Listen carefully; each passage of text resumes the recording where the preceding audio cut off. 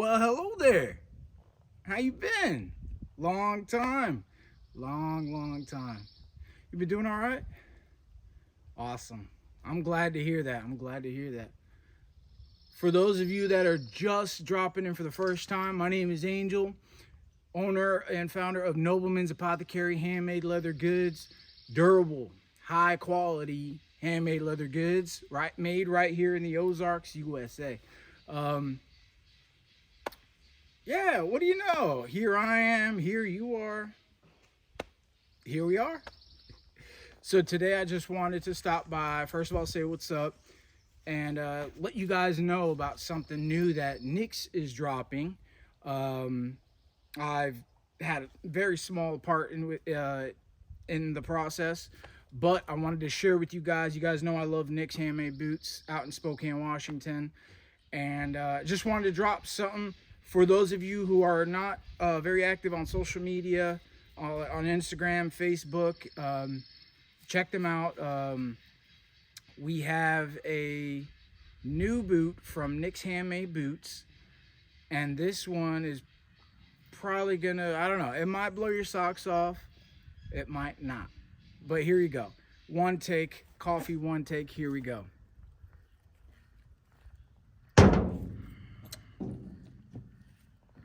Boom.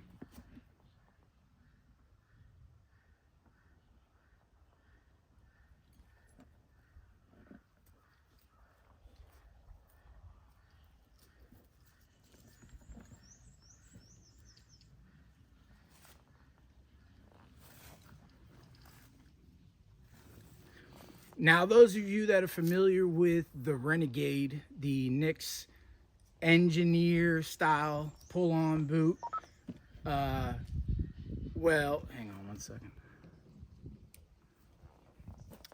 This is their new pattern. This is their new Renegade. I don't know if they're gonna call it the Renegade, but I've had a little part in helping release this boot and help market it. As you can see right off the bat, we've got a whole new pattern here, and so it's a little bit shorter. My Renegades, if you got, like I said, if you guys are on social media, if you guys are following Nobleman's Apothecary on Instagram, you know that the Renegade you can get from an 8-inch all the way up to a 12, or maybe even taller, maybe even a 14. But I've had the 12-inch in 1964 rough out, and those were wonderful, fantastic, break in and all that. But while I was breaking them in and giving feedback to Grant at Nix, I was telling him, I was like, you know, there's a few things that I see here that are very similar to a lot of the other PNW Pacific Northwest pull-on engineer style boots that I don't understand why they can't be addressed, right? It's Nix custom boots, White's custom boots, Westco custom boots, whatever you call it. They should have the ability to change a pattern to improve its function, right? Okay, so we have the engineer boot, right? It's a pull-on boot with buckles to help cinch down and further attach it to your foot, right? But what I was noticing, so I've had a pair of Westco boots, and those were very nice, very good looking. Aesthetics, they pretty much were an 8 out of 10, right? But that heel counter in the Westcos, they never really seem to break in and really attach to your foot, really. They're just, it's not there. At least for me, it wasn't. And don't even get me started on the arch support, which is not even there either. I have very high arches, so I require a higher arch boot to, you know, just to battle foot fatigue and all that. Okay, so I think White's is probably in the same category as far as arch support, as well as, you know, a heel counter forming to the back of your foot, right? Now, the issue I had was those straps. Those straps were coming in so low, like the other engineers from Westco and Nix and White's, that strap is coming in like down here, like below where this strap is. So I told him, I was like, hey, I know you guys already make a fantastic engineer boot. This Renegade is fantastic. I'm talking about the old pattern. But you guys should really try to increase the height, raise up that lower strap so it really cinches down on your foot, on your ankle, around your ankle. Otherwise, you're wearing a Birkenstock with, with the tall shaft, and that's not. It's really just isn't doing it for a lot of people. If you're walking around and such like that. Now, engineer boot, I understand the original engineer boot wasn't meant for walking around and trekking for miles. It was designed for being stationary. Okay, yeah, you can use it riding a motorcycle, things that an engineer would be doing, which is standing around, right? Um, but for the most part, that strap needs to be up higher to really grab a hold of your foot and help that heel counter grab your foot and break in around your foot. Brian the bootmaker, he does some wonderful work there with his roll club engineer. I don't know the last name or anything like that, but he does a really good job locating that lower strap. So I was bugging Grant. I know Grant's so annoyed with me at this point, but it doesn't matter. We're still buddies. But I told him, so eventually I want to say 6 or 8 months later, I reach out to him and I'm talking to him. I'm like, hey man, I want to do another Renegade, but can we do another leather, this or that? I'm always trying to put a wrench in the plans and trying to switch things up. You guys know how I do it in Nova's Apothecary. And he goes, hey, do you want to be a guinea pig? And I was like, yeah, man, let's do it. So, and he shows me a pattern which looked a lot like this one. Except it was just like, I don't know if it was a black or a brown. And listen, if you've seen the Karl Morawski greaser boot, yeah, Carl knows a little bit about it. Okay. And so here we go. This right here, which is this new pattern here, has a raised up lower shaft. Do you see the shape of the shaft? Ooh, let me put one of these down. You see the shape of that strap? Very different, very different. Forgive me if my lighting is incorrect. Now this boot is a little bit different, and I don't know how accurate this boot here is going to be compared to the official new pattern Renegade release. And again, I don't know if it's going to even be called a Renegade, but I have a triple stitch construction here on the uppers. You see, triple stitch.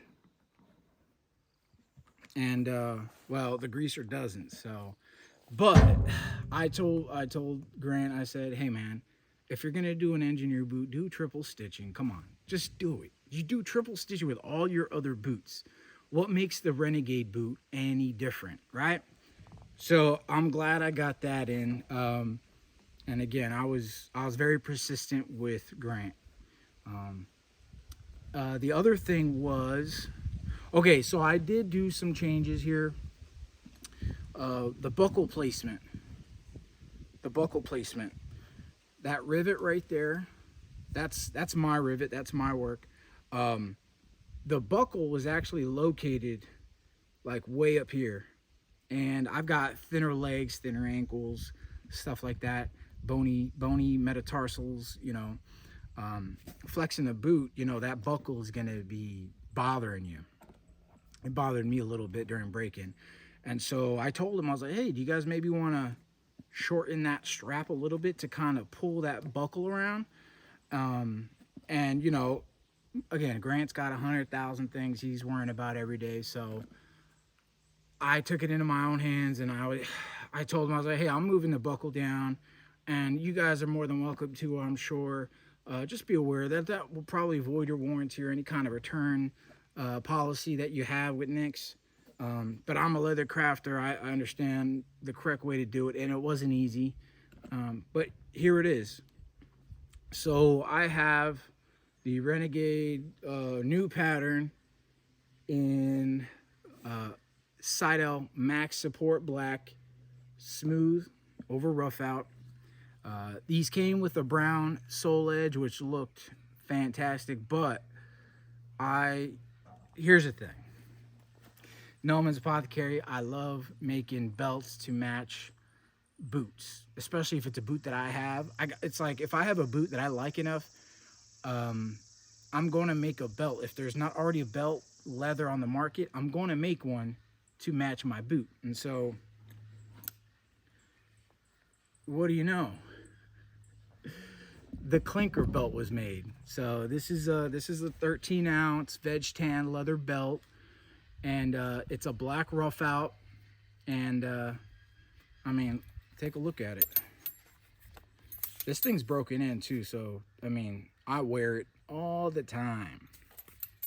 And so, you know, natural brass buckle, and I mean, take a look at it. You know, it's not suede, it's full grain leather, veg tan leather. And yeah, that's, so I did a natural edge. I took off the brown, and I I wax burnished the edge, and it looks wonderful. So yeah, so that's it. Today is Monday, I think it's June 12th, Monday, June 12th. And I was told, like I said, I heard that it was going to be dropping this week. So I figured I'd do Nick's a solid, do Grant a solid, and just kind of share with you guys these. This new strap location is 10 times better. You don't have to wait for that heel cup to suck in around your heel base. You know, it doesn't take as long because you don't have to wait for the break-in for that cinchability to actually take place. So these are going to lock into your foot a lot sooner, and it's quite different. It's quite different. But oh, here's another really interesting fact about it. We have a kind of a crooked. You see, it's on an angle. This shaft top collar, it's on an angle, and that right there is very good looking to me, aesthetically speaking. So yeah, very simple boot. It's a black boot, but you got that nice contrast with the natural edge, and I'm sure you can order it in some kind of MTO platform configuration with Nick's. But yeah, just a really good looking boot. I wear the hell out of them. I abuse them, but this Nick's Black Max Support, tough leather. Oh my goodness, stuff is tough. I mean, I don't know how it comes up in the video, but this stuff is very, very, very durable. And sure, it gets greasy, it gets muddy, dusty. I'm out here in Arkansas, and it gets dusty, muddy. It does all that. Even in the spring, you get just a coating of pollen. And this thing has like an army green hue to it. And so hitting it with a horsehair brush, a brass bristle brush, and a horsehair brush, and these things look like they're not even broken in yet. Which arguably they may not be completely broken in. What do you guys think? So we got screws. I know they got rid of the is it the Blake stitch or the stitching that goes through the insole, and a lot of people are complaining that it affects their toes, or it's bothering the bottom of their feet. This one doesn't have that, and yeah, I'd say they're probably not broken in all the way. So yeah, double stitch, and it's black tonal stitching throughout the upper here. 55 last, soft toe, logger heel, 10-inch height, like I said. And I don't know if they're going to be releasing it with these buckles here. This was the first pair ever. This is production number 1, a prototype, essentially. And so some of this stuff might change. Keep that in mind. So I have fought actually 2 brush fires with this one, and you can't even tell. So, and when we're doing brush fires, we're doing a lot of nasty properties that have, you know, folks that just throw their trash wherever. So you're stepping in goodness knows what, you know, trash piles that have been, you know, just not contained and just not properly, land properties that just haven't been managed properly. So you're stepping in all kinds of stuff, and once you get water in there, your boots are going to get messy. So, but I mean, you guys already know the Pacific Northwest boot makers, they don't mess around. They know how to make a good boot that's gonna last. Yeah, well, that's it, guys. 5 minutes, 5 minutes, yeah, right. Me do a 5-minute video. If you guys have any need for any belts handmade here in the Ozarks, United States, natural brass buckle. If you guys have a black rough out, a Nix Max Support black rough out belt, check out the clinker belt on Nobleman's Apothecary. Very handsome. We got 7 holes. I have a sizing guy that will put you in the center hole. And yeah, let's see here. Let me put this belt on for you before we go.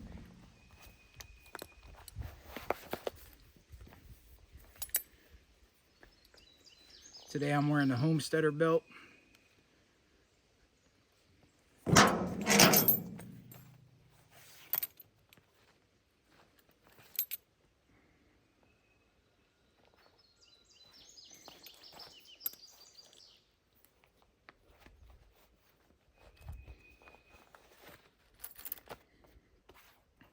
There you go.